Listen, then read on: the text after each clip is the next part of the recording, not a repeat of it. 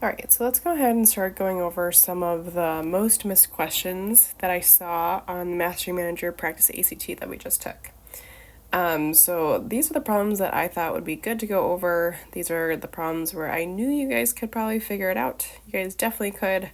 It just might be just these little simple mistakes. Okay, so let's go and start with number 30. It says, in the standard XY coordinate plane, M is 9, negative 8, and that is the midpoint of the segment TW. It says if W has coordinates 3, 1, what are the coordinates of T, right? So I like to look at this kind of like visually, right? So here's TW, there's the midpoint M is 9, negative 8, and it says W is 3, 1, right? And we're trying to find the coordinates of T. So I'm going to call T as x1, y1, and then W is going to be x2, y2, right? And then the midpoint is x, y. So I kind of like to go and split it into two different parts, where the first part I'm going to go ahead and find the x1, and then the second part I'm going to find y1. And you kind of think about like the midpoint formula backwards. So we know the midpoint formula is x1 plus x2 divided by 2, then y1 plus y2 divided by 2, right? So I'm just going to go ahead and look at it backwards in terms that m is our x and y. So I'm going to first start with my x's. So I'm going to say 9 is equal to the x1 plus the x2, which is 3, all over 2. And same thing with the y1, right? I'm going to start with negative 8, and I'm going to equal it to y1 plus 1, all over 2. And then you guys are just going to go ahead and solve for x1 and y1, right? So I'm going to go ahead and multiply both sides by 2. Those just cancel out. 18 is equal to x1 plus 3. Then x1 is equal to 15, right? Same thing over here. Becomes negative 16 is equal to y1 plus 1.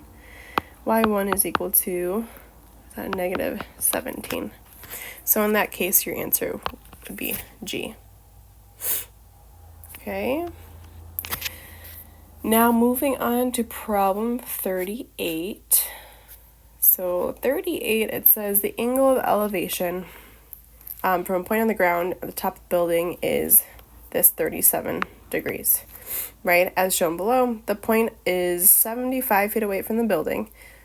Which of the following is the closest to height in feet of the building?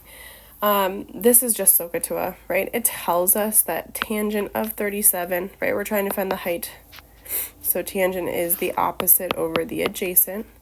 So tangent of 37 is equal to x over 75.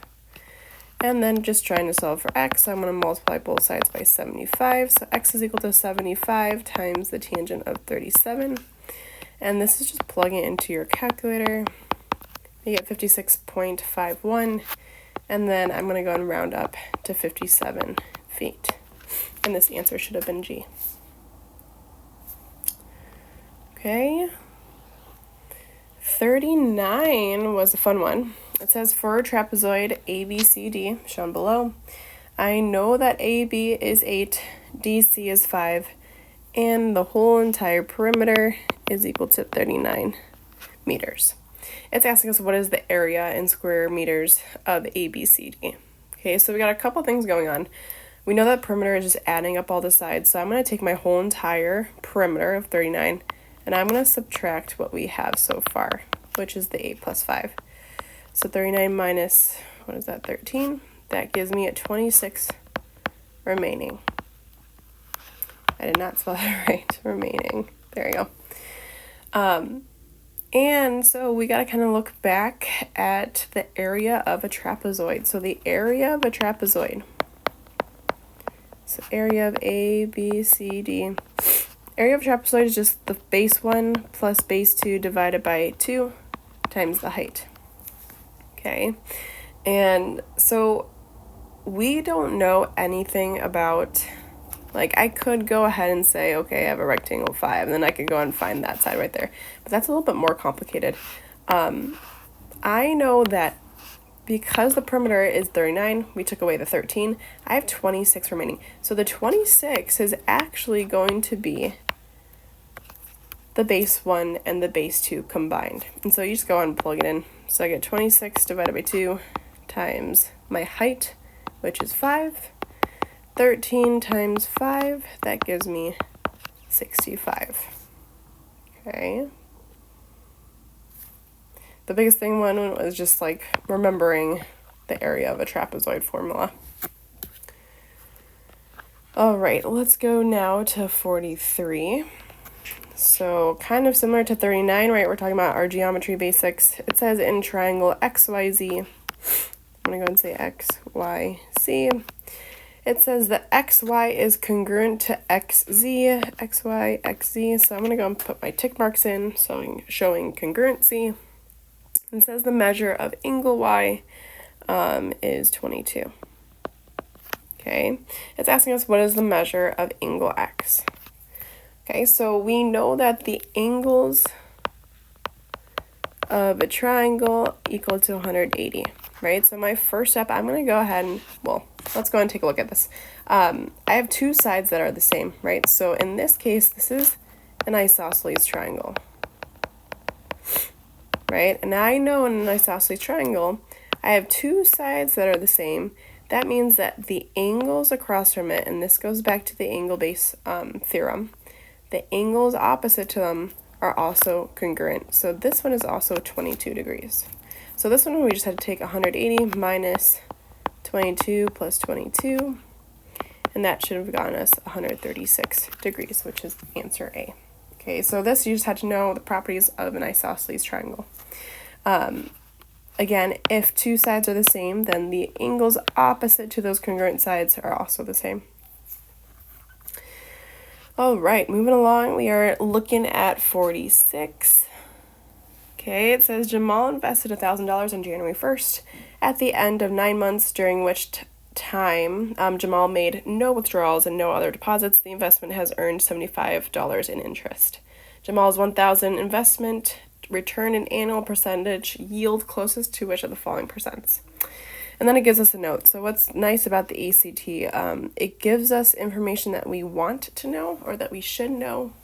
So here it says interest can be estimated using I is equal to PRT, where I is the amount of interest earned, P is the amount of money initially invested, R is the annual percentage yield that money returned, and T is time. Right? So I'm just going to go ahead and rewrite this equation.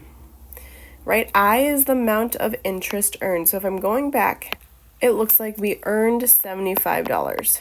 So I have 75 is equal to, P is the amount initially, the initial amount was $1,000.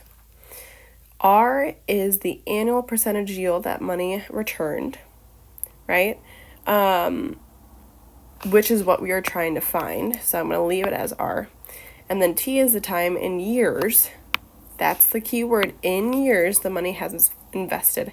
So it says that 9 months, right? We are looking at 9 months. 9 months is not 1 year, right? So I have to think about it in terms of months, where in 9 months, all over 12 months, that gives me 0.75 years, right? So we have to go ahead and think of it in terms of months, right? Because 9 months is obviously not equivalent to 1 year.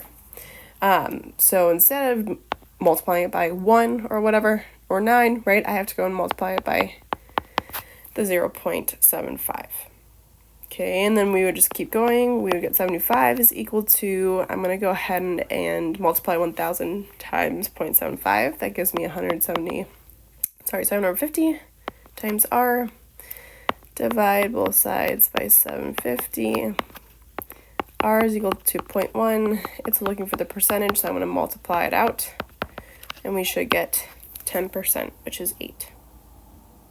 Sorry, H. All right, let's look at 47. Okay, consider the function f of x is equal to 2x squared plus x. What is the value of f of 3? Right, so this is a composite problem. We first want to go ahead and evaluate f of 3 first. And again, all you do is plug in 3 wherever you see x. What is that? 18 plus 3, that equals, what is that, 21? Okay, so we found f of 3, and now I could say f of 21, and again, I just plug it back in wherever I see x. 441, what was that? 882 plus 21, oops, that should give me 903. Okay, so first we had to go ahead and evaluate the most inner guy right here, which is the f of 3. Whatever that was, I just went ahead and plugged it back into my original function to get f of 21. All right, let's look at 49. Okay, each side of a quadrilateral is 12 centimeters long. So I'm just going to go ahead and say, okay, here's my quadrilateral. Quadrilaterals have 4 sides. Each of them are 12 centimeters long. Then it's saying which 2 of the following must also describe this quadrilateral. So there's a couple things going on. If I'm looking at this initially, right, it is not going to be a rectangle because rectangles have opposite congruent sides, where squares, or it's saying that each side of the quadrilateral is 12 meters long, so I'm just going to go ahead and cancel out the third option. So that kind of goes ahead and cancels out B and C as well. Then I just gotta go ahead and look at the other ones. Squares, so sides of equal length and 90-degree angles. We have a rhombus, sides of equal length. Parallelogram, opposite sides parallel. We could say, yes, it's a parallelogram. Opposite sides are parallel to each other. Right? Cool. So I am looking at option number 4, so I can go ahead and cancel out A. So I'm looking at D or E. This one may have tripped you guys up a little bit. It is not technically a square, right? It just said that each side of the quadrilateral is 12 centimeters long. It had nothing to do with the angles, so I just gotta go ahead and cancel out the first option. So what's left over is the second option and the fourth option, so this should have been D, right? Just because the initial problem or the initial description just said that each sides of the quadrilateral is 12 centimeters long, right? In a rhombus, sides of our equal lengths, and then parallelograms, same exact thing.